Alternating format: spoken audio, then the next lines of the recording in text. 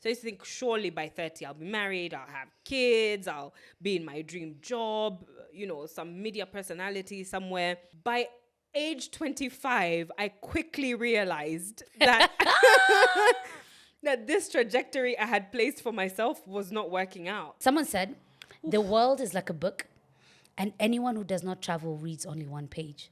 Oh, what? And I was like, oh, that's a little sad.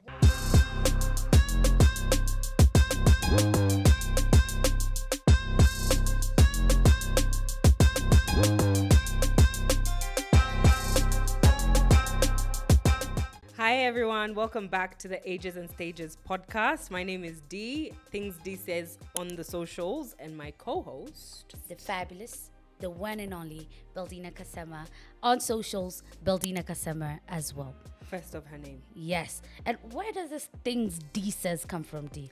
Oh, Things Dee says. Well. So, the name Things Dee says comes from my friends. So basically, I lived with a friend who used to say he would keep a book of the things I say because he thought, sometimes I say ridiculous things. And so he was like, I'm going to keep a book of the things Dee says. Mm-hmm. And because I'm a writer, at that time, I was like, oh, that could be the name of my blog. That could be the name of my brand, basically. That's how Things Dee says came about. Excellent brand. Yeah. And what were we talking about? Things Dee says. Yo, today, listen. This is the Ages and Stages podcast. So you already know we're here to talk about the intersection between the journey through formal education. Mm-hmm. We both work in international education at the moment.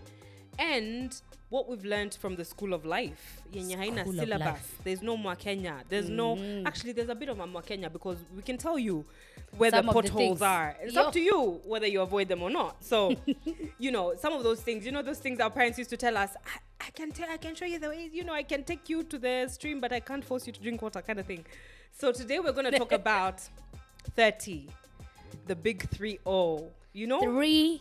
3-0, very significant age, I think, for anybody, anywhere. I think that's actually accurate. It's not just in Kenya or in African context. I feel like 30 is a pivotal age for most people.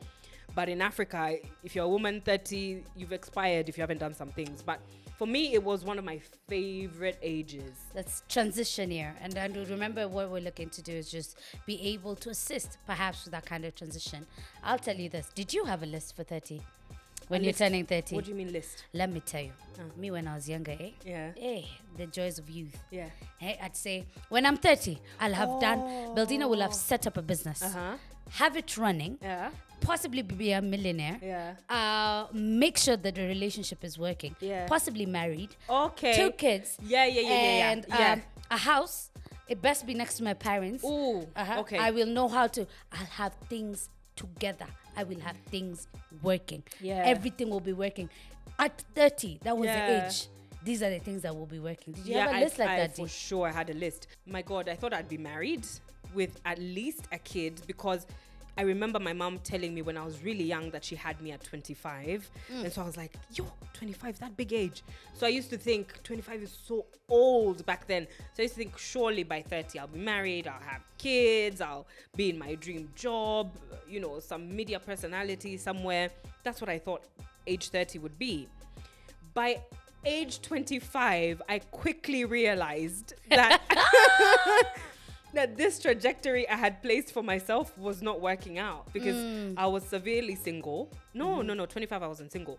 But soon after 25, I was severely single. And, no prospects of, the things that I thought, marriage, kids, that kind of thing. So I was like, okay, what next? So I decided at that point to throw myself into my career. Commit myself to my career. And my God, what a brilliant decision that was for me at the time because I was practicing as a lawyer in Australia, absolutely loving my job. Employment law was what my specialty was, and I absolutely loved it. And I just remember thinking, by I had made a resolution, I think when I was 28 or 27, that every birthday coming up, I want to travel to a new place. Wow. So for my 30th, I was like, I want to travel to multiple new places. So when I turned 30, I took my first, that wasn't my first solo trip. That was No, that was like maybe my third solo trip abroad, overseas by myself. So I went to America and to Canada. Oh wow! By myself. So I took a month That's quite off. a distance from Australia, though. Yeah, It's like everything how is a many distance hours? from Australia. Everything I don't is mean a to- distance from Australia. How many So, hours is there? I can't. Is it 12 hours between Melbourne Hello? and LA? Wow. Yeah, I think it's 12 hours. Wow. So I took I decided I'm gonna do solo travel. So I took a month off leave and I did 2 weeks in America, 2 weeks in Canada. Wow. And I You mean had a a fun lot of people, were just like, why would you do? And I was just like, for me, I wanted to start living that life that I had seen. Living abroad gave me the audacity to have a bit of freedom and choice. Like I was like, you see white people backpacking and I'm like, okay, backpacking, not my ministry. But traveling on a plane and using Ubers, that one is my ministry. We better be glamping So, it. Yeah, I was like, okay, I can do this. Like, as long as I'm safe, I can go anywhere. And so that gave me the ability to be like, I'm actually going by myself if I can't find people to go with. My initial goal or dream was to go to Jamaica for my 30th. Ooh. But if you've ever tried to organize group travel, Yo. you know what an extreme sport Yes, that it is. And so because we couldn't align whatever, I was just like, let me Jamaica is not somewhere you go by yourself. I didn't feel like the vibes were solo travel vibes. So I decided to do America, I decided to do Canada because those felt like solo travel vibes. I like that. And I had an absolutely amazing time. Like I had a brilliant time making friends with Uber drivers in LA. Some want to be up and coming musicians, rappers, whatever. Like it was just a good time. I loved 30. There's a freedom there that it's almost like you. I'll tell you this. It's almost like you come into yourself, and then you're keen, and it's almost like something almost checks in place. I feel like after 18, maybe 21, at about 30, this is where the second thing like checks into place for me, at least, where I see significant differences in people's lives as well. Yeah. I'll tell you this, that I had the list. Oh my God, I had a list. And what was even more, perhaps what put more pressure onto it is that some of my friends seemed to be achieving the list that I'd set for myself, and I was nowhere near achieving it. I kid you not. Most of them are getting married between the age of like 23 to about 27, 28. Me, I'm there, single, like thoroughly single. Yeah. I'm telling you, most of them were setting up their jobs perhaps, or I had a friend who set up a business that ended up becoming one of the biggest businesses around Kenya around that time, and she was only 26. And I was like, what am I doing with my life? What am I achieving? I could say that I was achieving a few things. I can't say that I was exactly falling behind. At that point, I'd set up a business already. I was moving my skincare really, really well. I was earning, had a skincare business. Yes, and I was earning an income that most would not. I used to hear anyone who earns about that's so $1,000 and above. I earned my first $1,000. I think I was 21. Good on you. Goodness and gracious. from a business, I'm telling you. Yeah. I used to feel like a baller, you guy. You wouldn't have made that $500 mistake that I made. No, I would have. You clearly knew the value of money. No. Regardless of whether you know it or not, it's about what is inside. Yeah. Sometimes all you want is straight hair. So how you use your money, it's just if you're wondering this. what we're talking about, check out our previous episode. But yes, yeah, 18. So check out 18. Yeah, so you've earned your first $1,000. Yes, I made some money around then when I was 22. I bought my first car, and some of these things I'd already I was already making a bit of an impact. Maybe not as much as I wanted to, but I was already doing something. Were you in the UK when you bought your first car? No, I just moved back. I was just within my second degree. I think I was doing my third year now, and I was almost done. I had one more year to complete, and I had a car, and things were falling in place, and I was so excited. I bought it cash, so I was so excited about all these things. What was your first car? It still is my first car, still at it. I always wanted a BMW. Oh. I own a BMW. Look at you. Which is exciting. Very nice. It's not one of the bigger ones, it's a small one, but it's still mine. It's still yours. You I worked still hard bought for it myself. You worked hard for it. Yes. My first car, look, that was a bomb and a half. Like it was $900 worth. So that gives you an idea. A car for $900 in Australia. Oh, yeah. Yeah, the tax is not crazy. No. It's not about tax. That just should tell you how bad condition, how bad condition that car was in. It was a manual. I don't mean to laugh at you. Hyundai Elantra. It was, if you could diagnose a car with a skin condition, that car would have been diagnosed with skin condition. It looked hectic. It looked so hectic, but it was manual, number one. Number two, it could get me from point A to point manual, you guy. It could drive me, it could get me from point A to point B. And number three, it had AC, which is critical when you live in Australia. Critical, so like, this it's is really fine. Hot. As long How as it many does, times but did I get stuck in traffic? How many? But love, you still bought it.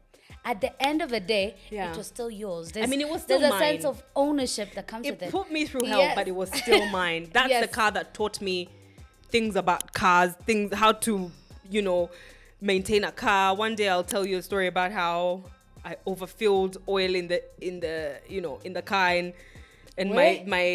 I will just left smoke everywhere I was going. Anyway, that was my first car, but I was so proud of it. Like, I was just like, this is mine. There's a pride when you are, and let me tell you, there's also a pride. I see it in parents sometimes when a kid is doing their own thing and it's their thing. Yeah. Like, they can own it. It doesn't matter where it's at. And we're not saying that this is what you should be doing at that age, but by the time I was stepping into 30, and I'm telling you, as I look, I told you, I'm around there, where the list begins to dissipate. In the neighborhood. Around there.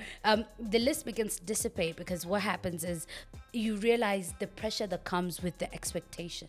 I realize, for me at least, by the time I'm stepping there, is that this list was not set by me. Whatever expectations that I had in my head and everything was from all the opinions that every single person around me, not every single person, but most people had about this age. The idea of being married and having kids, excellent idea. But for me, it wasn't going to happen. At that point, that wasn't something that was going to happen by the time I was 30. And releasing myself, because there's an age there, around 28, 29, you have to release yourself from that expectation, releasing yourself from all these things you put within the list, and being able to allow yourself to just be. I kind of tiptoed between giving myself that grace that you're talking about, but also comparing myself to my peers and being like, man, why haven't I found love? Man, why haven't I found this, found that? Like, at that point, I was still romanticizing motherhood or, things like that. And that's what happens when you're craving certain things in life at whatever stage you're at, whatever age you're at. You romanticize what other people have, not realizing that they're in turn probably romanticizing the fact that I can up and leave without having to check with anybody. I can't take a plane now without checking with anybody. I have to check in with my family. I still can. But wow. No. I have to check with work as well. But I've always told you this, and I always tell people, please do it when you can. Please do it when you can, so that when you're on the other side, you're not still saying, man, I wish I took a solo trip. And I tell you, I did. I think from the age of 21, I have traveled, saw a lot of the world. A lot of the time I was with my younger sister. And I remember in particular this one Euro trip that we took, and we didn't have much. We saved up a lot of what we had, and we ended up somewhere in Italy, somewhere in Germany, the best trips somewhere when in you're broke. Paris. Yes. But then they are really, really brilliant because of what they teach you, how they open you up. We ended up in Greece. We loved every second of it. And the fact that it was on our own coin, we could determine, we could wake up and be like, I remember Germany was never really in the schedule. But we met some of our friends when we were in Paris. So we decided, why don't we take a bus, since we have the Schengen visa, into Germany and spend some days there. And that's how we ended up in Germany. Now I can say I've been to Frankfurt, Stuttgart, and it opened me up to a lot. So I think it's really vital that you give yourself a chance to travel. Someone said the world is like a book, and anyone who does not travel reads only one page. And I was like, oh, that's a little sad. One page. Can you imagine you have this out of this 300 600 book page book, and just in case you don't read, what a tragedy. It's like watching the first 5 minutes of a movie that you really, really wanted to watch, but you can't watch the rest. Yeah. So the world's like a book. Anyone who doesn't travel reads only one page. You gotta see the world. I think have to flip the that's page. before you. And I'll say before you're 30. But then even if you're 30 and you're looking at like you have a higher age than 30, see the world. Make sure you see the world. There's things that people cannot tell you or make sure that you're able to. They cannot explain it until you've been there. Like, And what's one of the best places you've been, Dee? one of the best places that I've traveled to. Oh, I really enjoyed Atlanta. Atlanta was. I really enjoyed Atlanta. I really enjoyed Bali. Oh, you've been to Bali? I've been to Bali. Oh, that's on my bucket list. I went with one of my sisters. You know, I have some Randi's sisters in Australia. I went with one of them, and we had, I think, $400 between us. We were broke but happy. Let me tell you. Like, let me tell you. And Bali is cheap. And they serve cocktails in like pitchers that big. And I've so, been to Bali. yeah, so we would buy a pitcher, and I'm a lightweight, and share a pitcher and go. And you have a strip of like clubs, different. Like this club has hip hop, reggae, dance, like. It was just such a good time. That was one of my favorite holidays ever. I like Bali, and then and my favorite one would I really enjoyed Atlanta because of the amount of black people I saw. I was like, this is great. Very nice. Black people everywhere. Yeah, especially after being in black Australia. excellence. My favorite one, believe it or not, and I've been to many places, was Singapore. Entered a country where one, you can't enter with gum. They ban gum from the country. So like chewing gum. Chewing gum. What do you mean? No chewing gum in Singapore. I've never heard this before in my life. I kid you not. At the airport, they will remove every single piece of gum you have. Wait, and you have I don't get this. What do you mean? Because previously it had really stalled one of the trains or something. People Gum? sticking gum in places. Yeah. Chewing gum Chewing stopped gum. a whole train. Continuous putting it in random places. I don't know what it is about the country, but they don't like gum. So What amount if you of go to chewing gum Singapore, would have to stop? I do train not know. infrastructure? That's what we were told. This is- So they wow. wouldn't. We had like big G's and all these things we chew. You don't enter Singapore with any kind of gum. But the second and like most fabulous thing, What? it's the one country that you find Michelin stars, like cooks, on the street cooking. Look at that. My God, we ate street food. Look at that. And Oh, it would be heavenly, everywhere, I'm sure. and at a very affordable Yeah. price, enjoying yourself and Yeah. everything. You see different cultures, you experience different things. The Marina Bay Sands is as brilliant as it sounds. Yeah. You got a swimming pool on the 52nd floor. Yeah. It's something else. It looks like a boat. Yeah. It's excellent, that's excellent. oh, wow. But you pay a lot of money to get up get in there, there, yo. yeah. But very, very something to definitely experience. They have a garden that is like made up of like random trees and flowers and it was spectacular. Yeah. I loved it. We were also on a budget for that one as well. So being able to see the world, I think I cannot emphasize Let me tell you something. I don't think I would happily run my bank, not now. I would happily run my bank account to zero for a travel experience. Obviously Really? not now, because now there's responsibilities and things like that. But that's why I say, do it when you're young. Do it now when you don't have responsibilities. Do it when you're young, because when you get to my stage of life, and that shouldn't be tied to age, for instance. So I always try to say, don't let your age dictate, I'm 35, I have to have a kid. That's not the right stage reason you're to have at, a kid. yes, I agree. So whenever you get to my stage, if you ever want to get to my stage, which is motherhood, marriage, that kind of thing, then you look back and be like, I did this, I traveled, I can teach my child this, I can teach myself this, I learned this and this and this.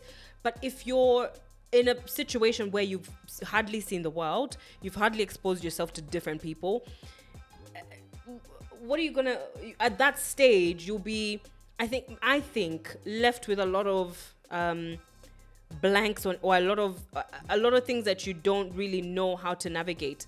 And I say even just, it doesn't even have to be international travel. Do inter-county travel. I agree. And go to the coast if you've never been to the coast. Find a way to Yes. travel to even your friends' rural areas. Like go to your friends' shags. Yes, and Yeah. I'll tell you one of the See how they live. one of the babies that really impresses me sits in my office. She doesn't know it yet, but she really impresses me. The other day, she was telling some of the men within the office, and she was like, "You know, I took a solo travel all the way to Nanyuki." I was like, "Oh, baby girl, I am so proud." I'm like, "You went alone?" Yeah. She's like, "I booked an Airbnb, and then I saw, and then I was like, yeah." I'm like, "Baby girl, Yeah. you know this thing. Yeah. This Being thing's- safe if you're doing solo Yes, travel as a please. female in Yes. Kenya. I think maybe It is. every gender, Being- but be safe, but But please experience, open yourself yes. up to new experiences. Not every day Whiskey River and you know, but- that's your no. Plan things on the weekend to where you're actually experiencing new things, even if it's just a new hike, a new adventure. I promise you, those things, when you look back, they teach you something, they add up, and they're never wasted. Experiences like those, like you said, they're never wasted. It's like reading a book. What an injustice would you do to yourself if you just read the first one page? That would be- Do you know what I mean? that'd be You a little don't know crazy. if there's a gem on page 67 that could Yes, literally sure. change the trajectory of your life or And- the trajectory of your thinking. I agree. And But the other thing, yes, sorry, yes, that yes, I please. wanted to just even, it's, you know, it's touched my spirit, Mm-hmm. was I just remembered how living in Australia came with so much freedom, in the sense that, so there's no age pressures. There's no, by this age you should have achieved blah. By this age you should have done blah. So all these things, even when I turned 30, I barely even, like, I didn't Noticed. feel anything, because it wasn't, no one was telling me, where's your husband, where's your child, where's your this. There's none of that exists in Australia, because they don't mind your womb. They don't mind your relationship status. They just don't mind your business like that. Wow. And that's just something I want to tell whoever's listening, whoever's watching, be mindful of minding someone else's womb and minding someone else's age or stage in life. Because I might be here pressuring you to have kids, but maybe you have traumas from your childhood that you're just like, nah, I don't can't tell want people. I don't want to transfer that to kids. Or you want to be a bachelor for life. Oof. You like, we are free to make those choices, but I can't now say, because I had a child at 35, you should have a child at 35. Yes, Because at do you whatever know what I age, mean? yes. The ages like, and stages will differ, and the ages and whatever you end up doing, you end up doing. Yeah. And I want to shift this conversation a little deep, because some of the other things that tend to show up, because we're talking balance, we're talking not only seeing the world and travel, and work-wise, what would you say was one of the things that stood out for you at around 30? You said at around 25, you decided to concentrate towards your career. You said, you know what, I'm going to set myself up. Yeah. Can you say at 30 there was a transition, or There was was that no, around it time? wasn't a transition really. I was in my career that I loved already. Yes. So Ah. there wasn't really a transition. Maybe there was a transition in terms of the kind of people I was representing, because now at that age I was representing people who were in the media, entertainment and arts. And so I thoroughly enjoyed it, because remember, I studied law and media. So I was using both my skills, and not only that, but also able to use my professional skills as a lawyer to represent people in the creative sector, which is Wow. my biggest passion. Yes. So I loved it. I can't explain how much I loved it. Like, if that was something that existed in Kenya and I needed to exist in Kenya, because I'm just like, we need unions, we need something to standardize working conditions for creatives in this country. It's so important. It's so Very. important to have rates for journalists. It's so important to have rates for creatives, photographers. It's just so important to have collective rates, but we're stronger in numbers, we're stronger as a collective. So Yes. anyway, So that's the point I where you found- were enjoying. yeah, I found I enjoying was your very work. happy with my work. And I remember even like going to when I was in America, and I'd take either Lyft or Uber everywhere. And my Uber drivers, the one thing they would always ask me is, where are you from, number one? Number two, how can you take a holiday for a month? Like, they just Yo. couldn't understand it. And that's when I realized the American working conditions, Australian working conditions, completely Totally different. yes. Americans are worked to the bone. Like, that's it? glorified. It's glorified to work yourself to the bone. Whereas in Australia, my boss is like, take your leave. It's Take time. it. You have 6 weeks. Take at least 4. Hey. And I'm just So like, what you're the saying, culture. find yourself an Australian Yeah. employer. You can. Yes. That's what I hear you. 100%. Very nice. 100%. Now I tell you what, around the and it's around. I've said I'm around there. One of the major things that happened for me is that, having built a business for almost close to about 8 years, I decided to shift. And that's around when I shifted from being a business owner into employment. And you can imagine starting 8 years of entrepreneurship in your 20s. Yes. That is so impressive to me. Let me tell you, it is nerve-wracking. It is.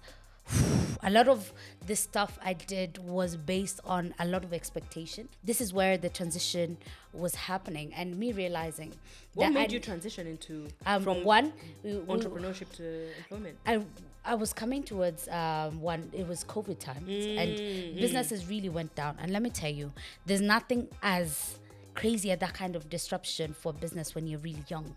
Because ideally you take it very, very personally. You've never really lost the business. You've never really not had money in a business. You can imagine the expectation. People are like, oh, you bought your first car when you're 20, in your 20s. You bought a really nice car. You established yourself. You already moved out. So suddenly I was back home.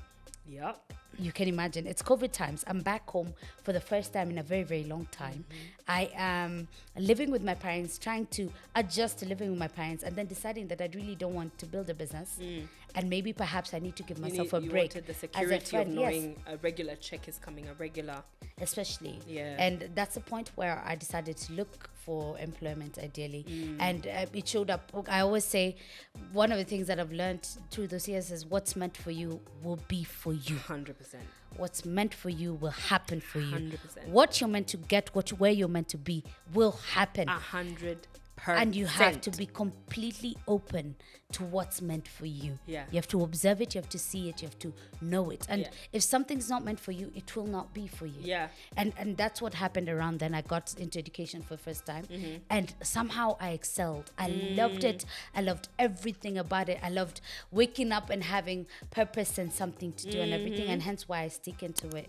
But at heart, and even if you go through my socials, you see there I've said the heart of an entrepreneur, but the soul of a business person. If you go through my socials, you can see like where my heart and like I do have that ability. I love entrepreneurship, but then this gave me the freedom to be able to figure out exactly what I wanted, where I wanted to be, and how I wanted to do it. And it's just about the freedoms of knowing. It's almost like coming into yourself and realizing this is what I want. This is what I want. It could be what I want for now, maybe not long term, but for now. But because it's what I want, then I have the freedom to move and do it. That's the thing I always say. Audacity. Spend those years finding out what you want, what you like, what you don't like. Like find those years. And in every area, right? Yeah, in every area of your life. In every area of your life. And you don't have to just be one thing. You can be multiple things. You can be talented in multiple areas. You don't have to, stick to one path. You don't have to like really narrow your options because, for instance, you're a lawyer and so therefore just be a lawyer and just do that. No, you can only talk about law. What 30 taught me, because by that time I was writing, I was earning money from my writing, I was earning money from being a lawyer. I was doing community work that I absolutely enjoyed. Volunteering, absolutely enjoyed that. So I was just like, I'm not gonna narrow myself to just this one thing, because I used to think I'm a lawyer, I have to be very serious. I can't come online and write my my playful articles. Well, why not? And sometimes those limits are not even placed by other people, they're placed by ourselves. So. And that's the same thing. My friends kept asking, so now that you've gone into employment, will you still teach and train about skincare? I tell them, yes. I am passionate about skincare. I think I can teach. I have a lot of knowledge in this area. I want to be able to teach. I still get a lot of orders for my skincare still. Up to today, people still want product and everything. And I excel and I enjoy being able to give this knowledge. They ask me, okay, so now that you're this, can you be this? Can you be this? And I remember when we spoke about this the first time, Dee, and I told you, I've always felt that I wanted to share something. I knew there was something that I wanted to share. Like there was a need to be able to be in front of camera to share something, possibly a podcast, possibly a video. But then I kept wondering if I'd have enough knowledge to be able to put out there. Yeah, like and just that imposter syndrome and doubting yourself. And I'm so glad we had that conversation to remind you. And I agree, Dee. I agree that it's important to have people around you that remind you, but also for you to be able to come into your power. I feel like that's what, for me, 30 represents. the ability for people to be able to come into their power and realize how strong, how brilliant, how diverse they can be, and how okay it is to be as diverse, as brilliant, as beautiful, as amazing as you are. Yeah, The freedom to be able to come into your It's not going power. to be my 30. I agree. It's not going to look the same. It's not going to feel the same. It's not. So that's, like exactly what you're saying. Give yourself the freedom to live like that, but also don't mark your stage or based on somebody else's stage. Okay. Yeah, because Nope. you're conductor of your stage. You're the choir master. Wewe ndio kusema. When your driver. Yes. You are the driver of Yeah. your stage. 30 for me has represented the word freedom. For me, they correlate. You come into yourself. These are the things. And just in case you are at 30 and you're wondering, what is that freedom they talk about? I have no freedom. Perhaps it's time you gave your chance. You gave yourself a chance. It's time you gave yourself the freedom to be able to ask yourself what it is that you like, what it is you're talking about, what you're thinking about, and everything. And 30 could also represent family. It could also represent the things that you begin to actualize and make sure they're working within you. And we don't discredit that. If at 30 you have family, you have kids, and it's working out for you, excellent. We are glad that this is a stage that you're facing at 30. For us, this was not the case for either of us. But we are excited that this is something we're able to share. And I think the age and the stage, we've got to, as people who come from Kenya, as Kenyans, really, we associate age and stage like they have to work together. At this age, must have this reached stage this must be there. stage. But then at 30, you realize that they don't really necessarily. It's not linear. It's not. You know, that's the word. It's not linear. It's like this. It's like this. And just to think. It's a little messy, eh? Yeah, to think like life is the not meant pressure. Like by 30, I must. No, there's goals and things like that. Of course. Like even for me, in the next 5 years, I have goals that I want to achieve by 40. I want to be like this. I want to be like that. But I want to free myself from that prison of comparing my 40 to somebody else's 40. You know, and it's a constant reminder. It's a constant, which is why we have these conversations. It's a constant reminder to own your own age, own your own stage, and be able to experience it. Live life. I was listening to I think it was Matthew McConaughey, and he was speaking, and he was asked, so who's your mentor? Who are you looking up to the next 5 years? Who is your role model? And his answer like really struck me at that point. He said, my role model is the person I'll be in 5 years. Oh wow. And I said, oof, that hit different.